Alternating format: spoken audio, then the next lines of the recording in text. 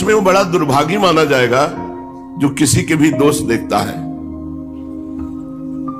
कोई कुछ कर रहा है, आप उसे गलत मान रहे हैं, तो आप निर्णायक हैं क्या? आपको सृष्टि की सेवाएं दी गई क्या कि सबके दोष देखो? समय नहीं मिलना चाहिए। बहुत कृपा है, अन्य की चर्चा और अन्य से संबंध है नहीं आप लोगों का, बड़ी कृपा है।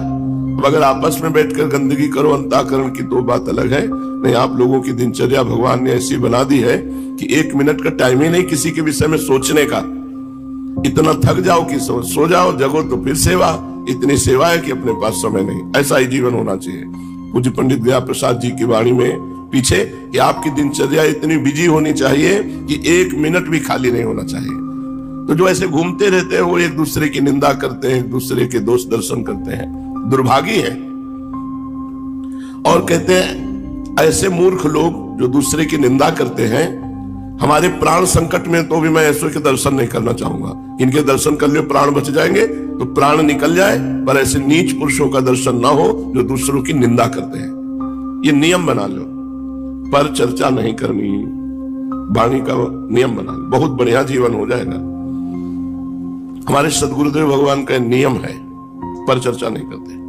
कभी कुछ धीरे से बोल दे तो बोल दे, नहीं तो मौन। पर चर्चा का ज्ञान हमको गुरु जी से ही हुआ। पर चर्चा जहां की तो किसी के गुण वर्णन होंगे या किसी के दोष वर्णन होंगे, और जो वृंदावन के दोषों को सत्य मान करके वर्णन करता वो मूर्ख है। श्रीपाद करे प्राण संकट आने पर भी मैं ऐसे पुरुष के दर्शन नहीं करना चाहूंगा। किसी भी विषय में क्यों ना हो, वो उपहासास्पद बन जाएंगे जो दूसरों के दोष दर्शन करेंगे। एक दिन परिक्रमा लगा रहे थे तो एक संत ने कहा वृंदावन की महिमा का एक गुण है कि यदि आपने किसी के दोष देखे कि वो अमुक गलत है तो वही आचरण आपके अंदर आ जाएगा।